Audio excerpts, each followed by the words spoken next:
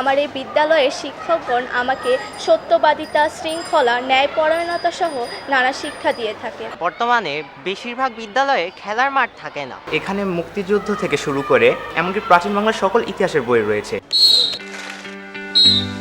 বন্ধুরা, আজ আমি ইসরাত জেরিন নুরা, নবম শ্রেণীতে অধ্যয়নরত শিক্ষার্থী, আপনাদের ঘুরে দেখাবো আমার প্রিয় বিদ্যালয়, আমার প্রাণের বিদ্যালয় সাফার অধরচন্দ্র সরকারি উচ্চ বিদ্যালয়। ও আমার সাথে আছেন আমি মোহাম্মদ নফসুর রহমান মাহাদি, এই বিদ্যালয়েরই দশম শ্রেণীতে অধ্যয়নরত। তো চলো বন্ধুরা, তোমাদের সকলকে ঘুরে দেখাই আমাদের এই প্রিয় বিদ্যালয়টি।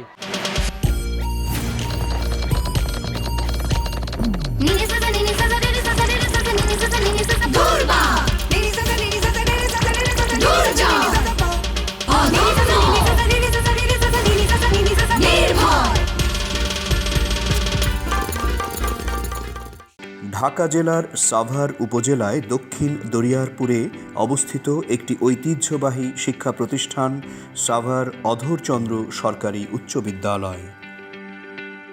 তৎকালীন জমিদার ও বিশিষ্ট শিক্ষানুরাগী স্বর্গীয় বাবু রাখালচন্দ্র সাহা 1913 খ্রিস্টাব্দে বিদ্যালয়টি প্রতিষ্ঠা করেন তাঁর পিতা অধরচন্দ্র সাহার নামে। তৎকালীন ব্রিটিশ শাসনামলে এই অঞ্চলের মানুষ শিক্ষার আলো থেকে বঞ্চিত ছিল, আর এ জনগোষ্ঠীর মাঝে শিক্ষার আলো পৌঁছে দিতেই তিনি 10 একর জমির উপর বিদ্যালয় নির্মাণের কাজ শুরু করেছিলেন।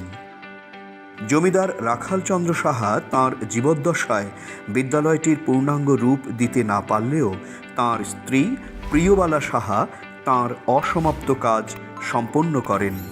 প্রতিষ্ঠার সময় থেকেই অত্র এলাকার শিক্ষা বিস্তারে বিশেষ ভূমিকা পালন করে আসছে বিদ্যালয়টি। সাভারের প্রাণকেন্দ্রে স্বমহিমায় দাঁড়িয়ে থাকা ঐতিহ্যের ধারক অধরচন্দ্র সরকারি উচ্চ বিদ্যালয় 110 বছর যাবৎ জ্ঞানের আলো ছড়িয়ে যাচ্ছে। বিদ্যালয়টি এতই প্রসিদ্ধ ছিল যে সাভারের বাইরে থেকেও অনেক শিক্ষার্থী এ বিদ্যালয়ে পড়তে আসত। এখনও সেই ধারা বিদ্যমান।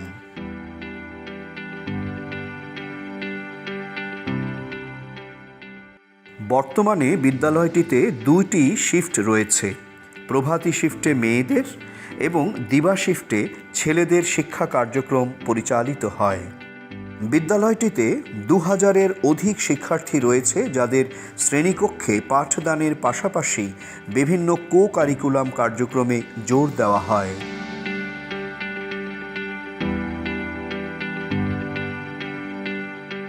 প্রিয় বন্ধুরা, এখন আমি আপনাদেরকে পরিচয় করিয়ে দিব আমাদের বিদ্যালয়ের একজন প্রাক্তন শিক্ষার্থীর সাথে, যে কিনা নানা প্রতিকূলতা, প্রতিবন্ধকতা পেরিয়ে এগিয়ে গেছে নিজের লক্ষ্যে। আমরা এখন তার কথা শুনবো। ক্লাস 8-এ যখন পড়তাম তখন এই স্কুলের সামনে দিয়ে যখন যেতাম ভাবতাম যে এত বড় স্কুলটাতে আমিও যদি পড়তে পারতাম।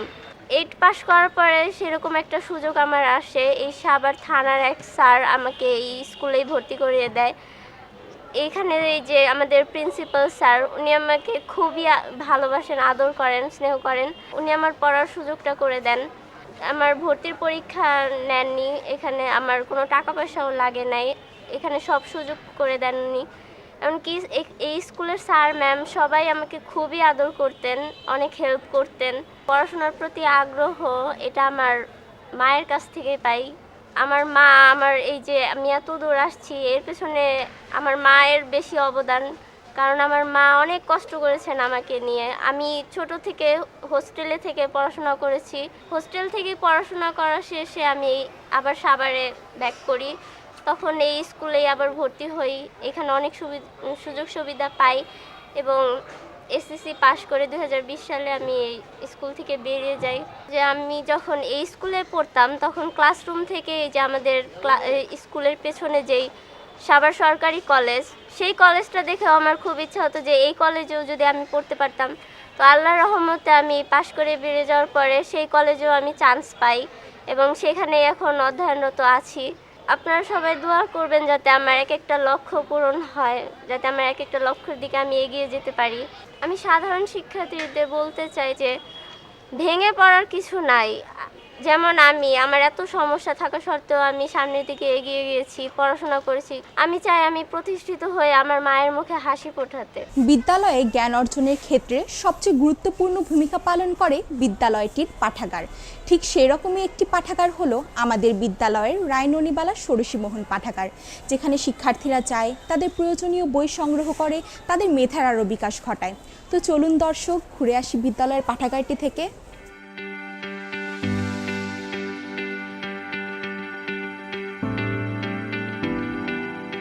এই পাঠাগারটি প্রতিষ্ঠা করেন এই বিদ্যালয়েরই প্রাক্তন শিক্ষক স্বর্গীয় বাবু মোহন রায় 1979 খ্রিস্টাব্দে। পাঠাগারটি প্রায় 4500 বইয়ে সমৃদ্ধ। শিক্ষার্থীদের মাঝে বই পড়ার অভ্যেস গড়ে তুলতে পাঠাগারটি গুরুত্বপূর্ণ ভূমিকা পালন করে আসছে। একজন সহকারী শিক্ষকের প্রত্যক্ষ তত্ত্বাবধানে পাঠাগারটি পরিচালিত হয়।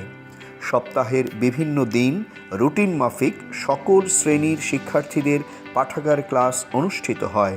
তাছাড়া শিক্ষার্থীরা তাদের চাহিদা মাফিক বিভিন্ন বই এখান থেকে সংগ্রহ করতে পারে। আমরা এই লাইব্রেরিটির মাধ্যমে অনেক জ্ঞান অর্জন করতে পারি। মাঝে মাঝে যখন আমাদের লাইব্রেরি ক্লাস থাকে তখন আমরা এখানে উপস্থিত হই এবং নানা ধরনের বই পড়ি। এখানে মুক্তিযুদ্ধ থেকে শুরু করে এমনকি প্রাচীন বাংলার সকল ইতিহাসের বই রয়েছে। বিভিন্ন সময়ে আমরা এখানে এসে বই পড়তে পারি। আমার বিদ্যালয়টা যেমন আমার কাছে প্রিয়, তেমনই আমার পাঠাগারটাও আমার কাছে প্রিয়। আমরা এই পাঠাগারে স্কুল চলাকালীন পঞ্চম পিরিয়ডে আসি। আমাদের এই স্কুলের মতো আমাদের পাঠাগারও খুব পছন্দ। এখানে আমরা সবাই মিলে একসাথে নীরবে বিভিন্ন ধরনের বই পড়ি। সব বন্ধুরা মিলে আমরা এখানে আসি। আমাদের ক্লাসে মোট 60 জন, আমরা সবাই মিলেই এখানে আসি। আমার ফ্রেন্ড সেজুতি ও ইংলিশ বই পড়ে। আমাদের ক্লাসে হলো একটি মেয়ে আছে নেহা, তার রোল 1। ও হলো বিদ্যাসাগরের বই পড়ে। আমি বিভিন্ন কবিতার বই পড়ি। প্রিয় শিক্ষার্থী বন্ধুরা, এখন আমরা শুনবো আমাদের বিদ্যালয়ের শিক্ষার্থীদের কাছ থেকে কিছু কথা।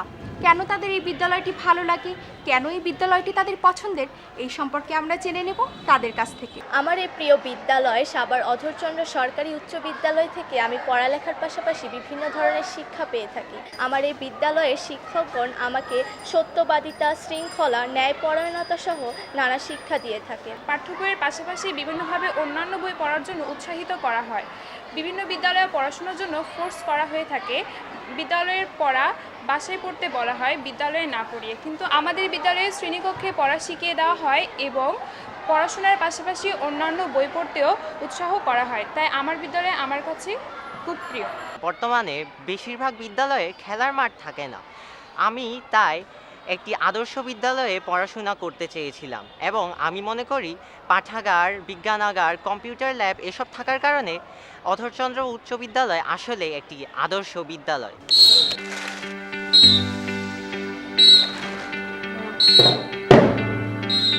বিদ্যালয়টির রয়েছে সুবিশাল একটি মাঠ, যেখানে শিক্ষার্থীরা নিয়মিত সুশৃঙ্খলভাবে অ্যাসেম্বলিতে অংশগ্রহণ করে, শরীর চর্চা এবং খেলাধুলা করে।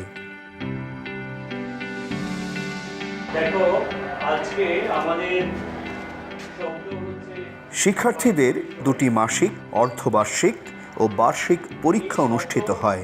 নিয়মিত শ্রেণীকক্ষে উপস্থিত থাকা, চূড়ান্ত পরীক্ষায় ভালো ফলাফল করা ও অন্যান্য কার্যক্রমে অংশগ্রহণ করার উপর ভিত্তি করে সেরা শিক্ষার্থীর পুরস্কার দেওয়া হয়, যা শিক্ষার্থীদের উৎসাহ যোগায়। অত্র প্রতিষ্ঠানের শিক্ষার মান উন্নয়নের জন্য বিভিন্ন ধরনের পরিকল্পনা প্রণয়ন করেছি। এর মধ্যে অন্যতম প্রধান যে বিষয়টি আমি এখানে গুরুত্ব দেই সেটি হচ্ছে শিক্ষার্থীদের নিয়মিত উপস্থিতি নিশ্চিত করা, সাথে সাথে অভিভাবকদেরকে আমাদের কর্মকাণ্ডের সাথে সম্পৃক্ত করা। এছাড়াও আমরা নিয়মিত শ্রেণী পরীক্ষা, লাইব্রেরি ক্লাসে আমাদের রুটিনে দেওয়া আছে, সেইখানে আমাদের নিয়মিত পাঠ চর্চা করা। এইখানে আমাদের শিক্ষার্থীদের মান উন্নয়নের জন্য অনেক সময় আমরা যারা দুর্বল, যারা প্রতিবন্ধী বা কোনো না কোনোভাবে পিছিয়ে পড়েছে, তাদের জন্য আমরা বিশেষ ক্লাসেরও আমরা ব্যবস্থা করি। তথ্য প্রযুক্তির যুগে আমাদের অবশ্যই সেটি শিখতে হবে, কিন্তু আমরা যাতে কোনোভাবে তথ্য প্রযুক্তির শিখতে গিয়ে মোবাইলে অথবা গেমসে আসক্ত হয়ে না পড়ি। নিয়মিত পড়ালেখা করব, নিয়মিত আমাদের বাড়ির কাজ, স্যারদের নির্দেশনা, অভিভাবকদের নির্দেশনা মেনে চলব এবং অবশ্যই আমরা সন্ধ্যার পরে কোনো অবস্থাতেই বাইরে যাব না। প্রিয় শিক্ষার্থী বন্ধুরা, দেখতে দেখতে সময় হয়ে গেল বিদায় নেবার। বিদায় বন্ধুরা, বিদায়। বিদায়।